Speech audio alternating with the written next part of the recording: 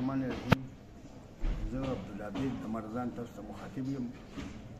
د بارمله دا چې کوم ایډوکیټ دی د چارسدي نو د هغه د وفات په موقع باندې 2 ورځې مخکې زما ملاقات د هغه په جنازه کې ملاقات زما سلیمان عمر صاحب سره وشو.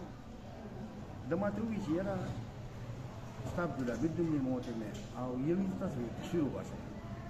ما ورته ویل ټیک ده. نو په سبا باندې بیا د ده په پیج باندې یو لوی بیان راغی پښتو کې. خو زموږ بدقسمتي دا ده چې موږ پښتانه ځان ته وایو خو لکه پښتو پړاولی نه شو. نو بیا ما په خپلې نوسې باندې په وکړه مې راشه دا داسې څه لیکلي دي ځکه چې هغه تصویر ورسره لګېدلی. نو دا پته ماته ولګېده چې دا زموږ ډېر مشران خواږه چې هغه ځان ته هغه پروفیسران دي د پښتو په مختلفو یونیورسټیو کې په مختلفو کالجونو کې او هغوی په ما باندې تبصره کړې چې دې د ان پي نه پي ټي آی ته ولېږلی دی. نو مې راشه یاره یو 2-3 وضاحتونه به لږ وکړم چې یاره دا خبره لږه واضح شي. ما سره اسفندیار خان هېڅ بد نه دي کړی، ما سره ولي خان څه بد نه دي کړی، ما سره اعظم هوتي څه بد نه دي کړی، ما سره حیدر خان څه بد نه دي کړی. مقصد مې د خبر دا چې د پارټۍ چې کوم غټ قیادت دی هغوی ما سره هېڅ بد نه دي کړی. زه د هغوی د چمچو نه تنګ وم. زه به تاسو له 2 مثالونه درکړم، نور په تفصیل کې بیا نه ځم. یو ځل د مردان د باریچم د جوماتونو د چکونو لپاره موږ لاړو. حیدر خان هوتي حکومت د وزیر الله هاوس ته 500 کسانو اندازه 400 نن مې دننه ننوتل او زه یو سړي چې د هغه نوم جاوید یوسفزی دی چې د حکومت جوړېدو نه تقریبا 6 میاشتې مخکې د پیپل پارټۍ نه په عوامي نېشنل پارټۍ کې شامل شلو او هغه د زموږ دغه حلقې د صوبایي حلقې جنرال سیکرټري کړی. داسې بدقسمتي دی زموږ. نو ما ته ګیټ سیکیورټي والي وویل چې ته جاوید یوسفزي بیان کړی. عجیبه غوندې خبره وه. هلکه ما 40 کاله بابا سره باچا خان سره تېر کړي دي. دا ټوله دنیا ما پېژني. زه خو د اسفندیار خان او راجي غلام محمد بلور د پایې سړی وم. ما خو ځان دا ګڼم. او جاوید یوسفزي چې په 2 میاشتې مخکې راغلی دی زه په وزیر الله هاوس کې بند کړم. دې کې زه په ګیټ کې ناست یم. دا 499 مې دننه ننوتل او دې کې د ضلعې صدر چې د هغه وخت د ضلعې د مردان صدر و فاروق خان راغی. ما ته ولې عبیده ما ورته ویل چې به دغسې جاوید یوسفزي زه بیان کړم. وایي کېنه کنځل وینا یې ورته وکړه. ما ته کېنه شه دې ګاډي کې چې څنګه موږ د ګیټ نه ننوتو نو فاروق خان ته سیکیورټي والا وایي وایي نن که فرض که ته دې ځان سره بوځې نو ته فاروق خان نشې ننوتې. دا جاوید یوسفزي بند کړی. اوهو هغه موږ دونه لوی سړی شو. ما ته ویل عبید خان ته په ګیټ کې کېنه زه دننه خبره کوم نو زه تا ته ټلیفون کوم. هغه دننه چې ننوته 2-3 منټه پسې ټلیفون راغی. ویل عبید زه دننه ننوتم خو حیدر خان لګیا دی تقریر کوي. نو په تقریر خو زه مداخلت نشم کولی که نه. ته خیر دی لاړ شه بلې جمعې به زه بیا راولم.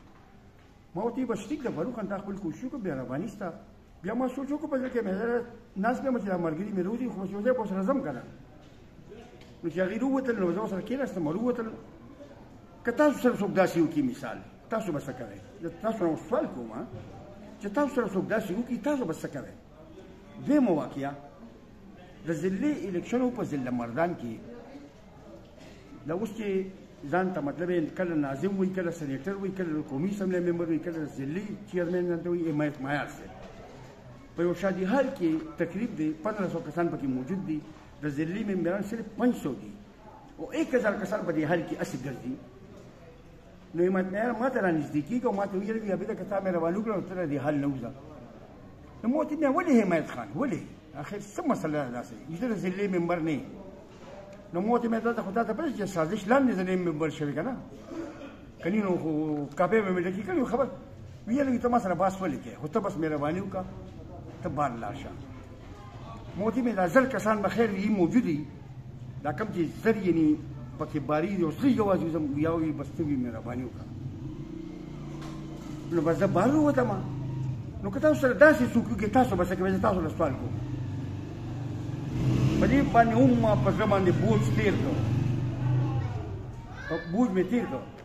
یو ځل یو ودادار روان دی په یو تقریب کې ما ورته مې لکه تاسو د باچا خان لار پرېښې ده باچا خان چې کومه لار به تاسو وي کېنه د باچا خان داسې وکړم باچا خان پکې چا راوستی اوس خو حیدرخاني ده مې حیدرخاني ده ویاو مې باچا خاني ختمه ده ویاو مې ښه بس مې ما فیصله وکړه نن بس د پی ټي آی یو مقامي عہدهدار رضی الله هغه ته مې ټلیفون وکړ مې به نن مې پرویز خټک له بوزه به نن شاملېږم ما وایي ما لږ ووله رانه دا ته روزانه و دا راسره ما ورته قسم په خدای چې نن درسره ځم بس مې جامې مې جوړې کړې نوې ارجنټ کې سپلې بوټان مې واغوستل څادر مې هر څه مې تیار دي بس ته پرویز خټک له نن ما بوله هغه وایي حقیقت وی مې بالکل حقیقت وی هغه پرویز خټک ته ټلیفون وکړ هغه ورته به سړی وله وي ما ټول صوبایي اسمبلۍ ممبران راغواړم ټول او یوه دلته به نو بس لاړم او بس په پی ټي آی کې شامل شو د دې تقریبا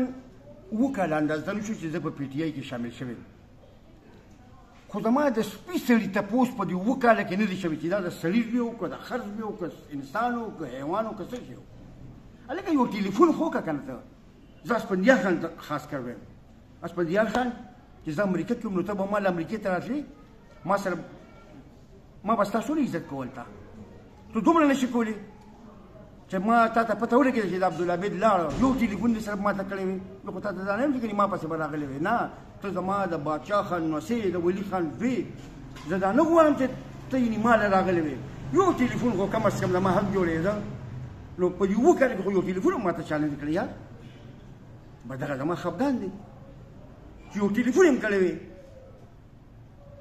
ایسه پکې نو بس دونه زړه مې سپک کو باقي بس زه دا نور رازونه چې کوم دي دا به ځان سره په زړه کې به مې ساتلي او قبر نه به ځان سره وړم بس د هغې خپله کاتله ما په هېڅ ورسره نشته عبدالعبید دنه اجازت غواړي دا خو مې زړه وپړسېده نو دا درې وضاحتونه مې وکړل که ما باندې ډېرو خلکو سوالونه کړي ما دا هم نه وي اوسه پورې خو بس دا یو موقع راله دا بس خدای پاچا دې خیر وکړي